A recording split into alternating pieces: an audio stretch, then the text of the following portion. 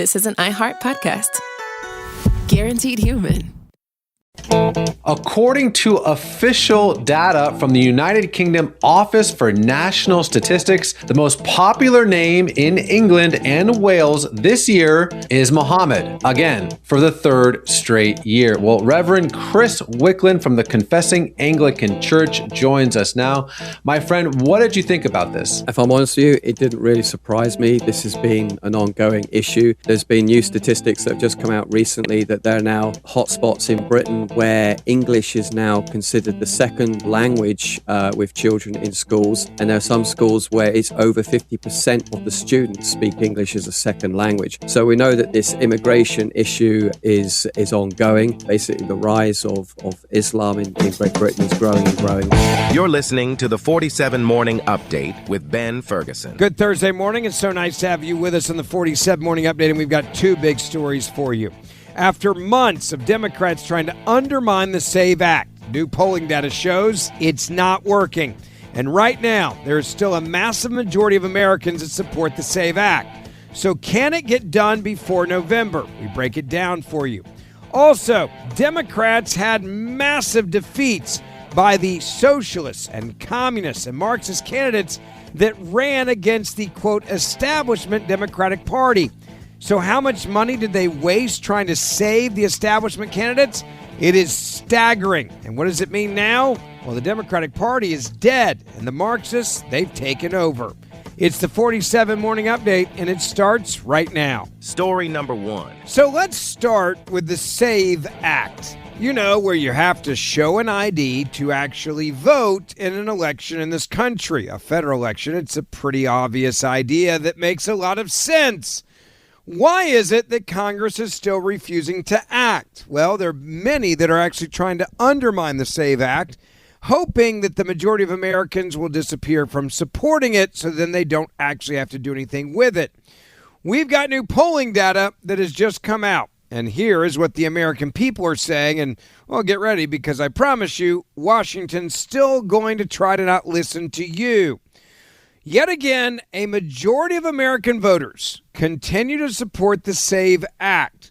It's a simple bill requiring proof of U.S. citizenship to register to vote in federal elections. That's what it does. That's it. And that's why so many Americans still support it.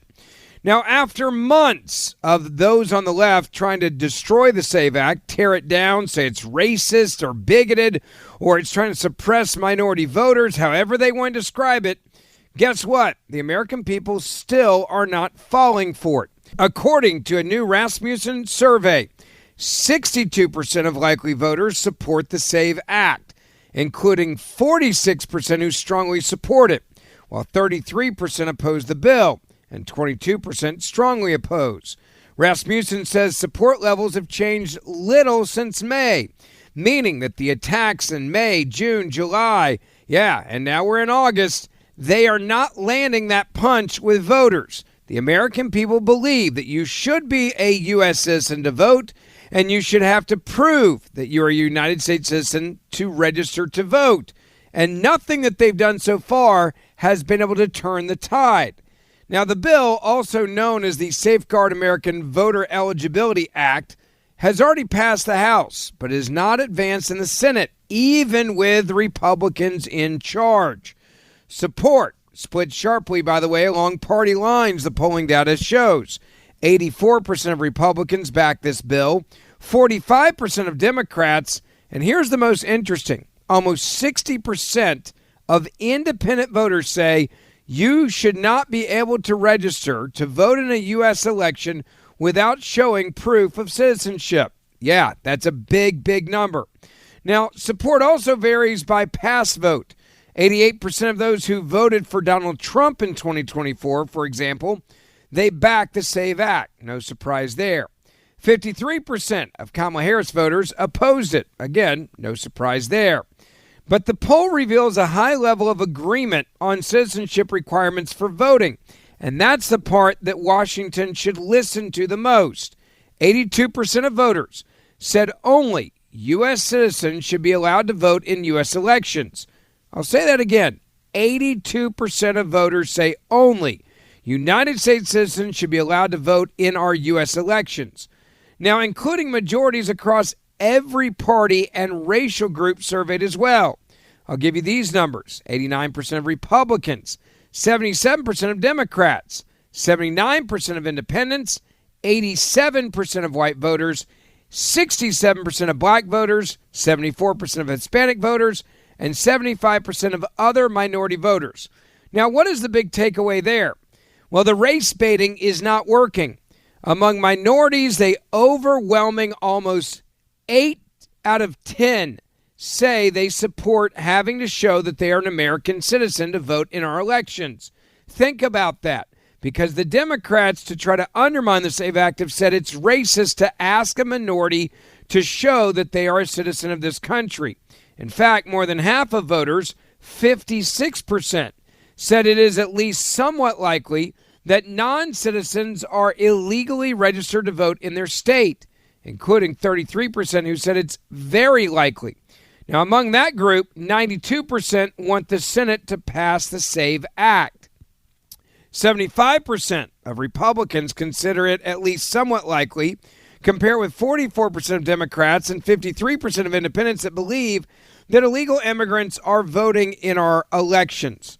Here's something else that's interesting. If you break it down by sex, more men than women, 62% to 52%, said it is at least somewhat likely that non-citizens are illegally registered in their state. The majorities of both men and women also support the SAVE Act at 65% and 59% for women, respectively. Now, here's the part that matters. Time is running short for the proposal to affect the November elections. That's part of the reason why there has been stalling. Democrats don't want this, and the Republicans that hate Donald Trump in the Senate, who lost their reelection campaigns trying to stick it to the president, also don't want the SAVE Act to have any implications for the midterm elections coming up. That is obviously messed up.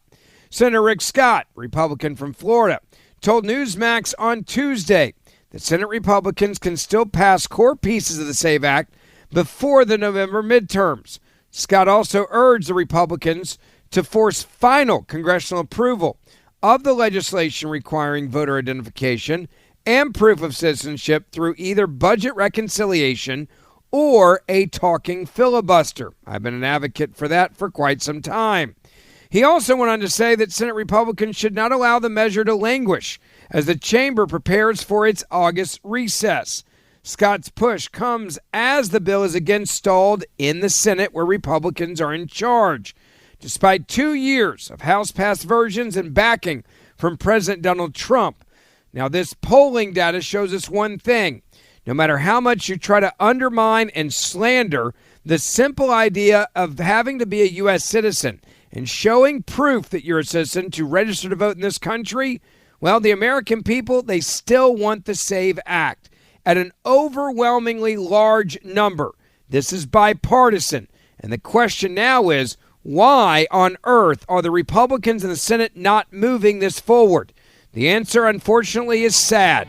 There's just a handful of them that hate Donald Trump more than they love this country. And that's why we're having this conversation right now. Next, story number 2. We had an election. It was a big one that happened around the country, and it was a primary that was going to tell us what was coming moving forward with the Democratic Party.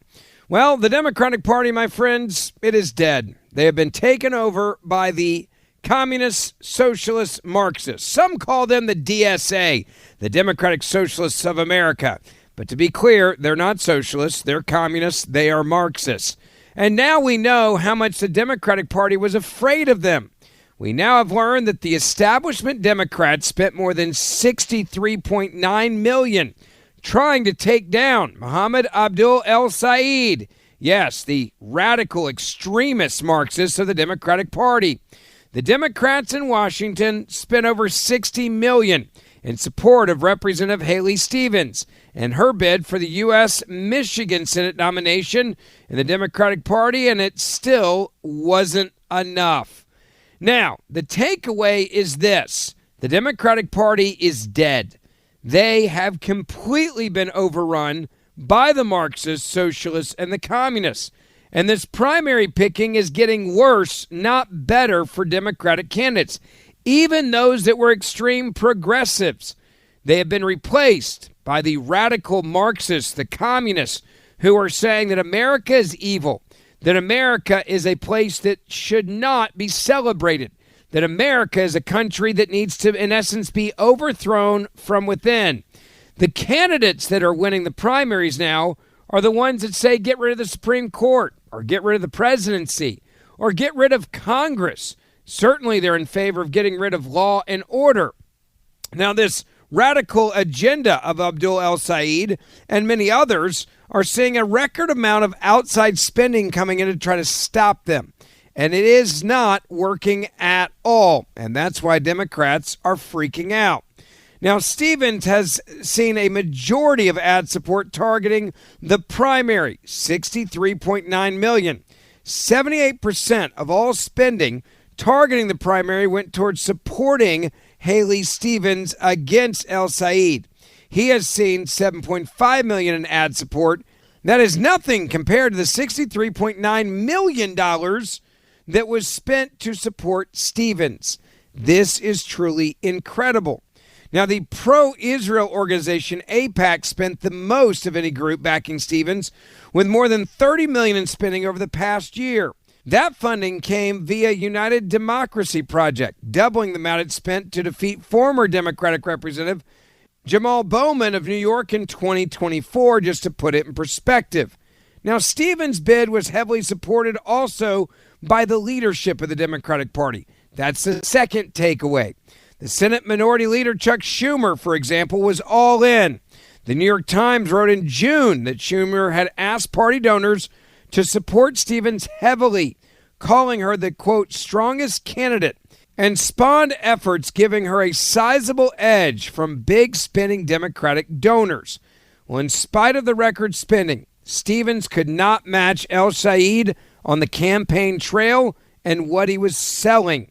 The public health officials toured the state with a cast of far-left supporters, including Hassan Piker, who literally said that America deserved 9/11, and that played well in the minority Muslim community all across the state of Michigan. You add on top of that Vermont Senator Bernie Sanders coming in, New York Representative AOC, and that was the trifecta of the radical left taking over. Now, el-Sayed also brought in more contributions to his own campaign than Stevens. The preliminary FEC reports show that el-Sayed's raised about $14.4 million to Stevens' $9.9. The enthusiasm from Democratic Socialists of America aligned activists delivered one of the most stunning upsets in Democratic politics history of our lifetime. So what is the warning from this? Well, the warning to Michigan voters who now face the choice between el-Sayed and a Republican nominee, a hardcore conservative, in Mike Rogers. Now, Democrats, they're all falling in line now because they're terrified of being against el-Sayed. They don't care what he says at this point. Schumer and Stevens have already both publicly backed him in their statements, saying that they cannot wait for the Democrats to win in November. Abdul el-Sayed has run an energetic campaign that inspired thousands of Michiganders across the state with a clear focus on lowering costs and standing up for working families. Democrats are united by a common purpose, quote, putting a check on Donald Trump by defeating his Republican enablers and taking back the Senate. We look forward to working with Abdul and Democrats across Michigan to win the seat in November, is a statement from the Democratic Senatorial Campaign Committee. That's the same committee that put together tens of millions of dollars to try to beat el-Sayed, because even they knew he was a radical. Now, this wasn't the only election that should raise eyebrows.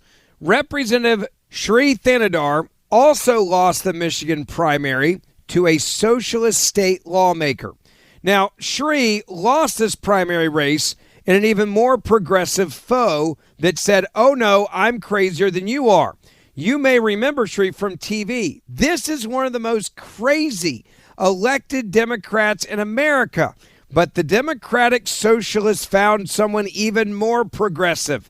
making him the latest Democrat to be ousted by an open socialist in the midterm election cycle. Now, when I say open socialist, I'm saying the person that beat him said, I am a communist, I'm a Marxist, I'm a socialist, I'm not a Democrat.